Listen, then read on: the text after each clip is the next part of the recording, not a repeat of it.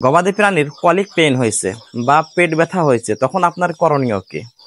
অনেক সময় দেখা যায় পেট ব্যথা যদি বেশি হয়, গরু দুয়ারে ওঠবোস করে শুয়ে পড়ে, তখন দেখা যায় গরুর ভেতরের পেটের নাড়িটা উল্টায় গিয়ে গরুর পায়খানা বন্ধ হয়ে যায়, তখন কিন্তু ওই গরুগুলো আর বাঁচে না। এই জন্য আপনাদেরকে বলবো, যখনই দেখবেন গরুর কলিক পেইন বা পেট ব্যথা শুরু হয়েছে, গরু দুয়ারে ওঠবোস করছে, গরুর মাজা টানাটানি করতেছে, তখনই ভাববেন গরুটার পেট কামড়ে উঠছে। আর ওই সময়ই আপনারা চেষ্টা করবেন গরুকে আদা এবং খাই সোডা 20 গ্রাম আদা এবং খাবার সোডা 5 গ্রাম একসঙ্গে মিশিয়ে গরুকে খাওয়াই দেওয়ার চেষ্টা করবেন।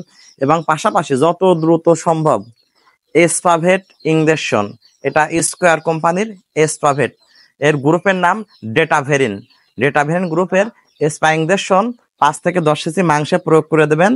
দ্রুত আপনার গরুর পেট কামড়ে ভালো হয়ে যাবে। এবং পাশাপাশি 2 থেকে 3 দিন রুমেন্টন ট্যাবলেট এবং ভিসেট, হিউম্যানের ভিসেট, এসপা এলজিন, ভিসালজিন, এই ট্যাবলেটগুলা 5 থেকে 10টি করে খাওয়াবেন। ইনশাল্লাহ গরুর পেট ব্যথা ভালো হয়ে যাবে। ভিডিওটি অবশ্যই শেয়ার করে অন্য আর একজন কৃষক, একজন খামারি ভাইকে দেখার সুযোগ করে দিন, যেন তার আপনার একটি শেয়ারের মাধ্যমে একটু হলেও উপকৃত হয়।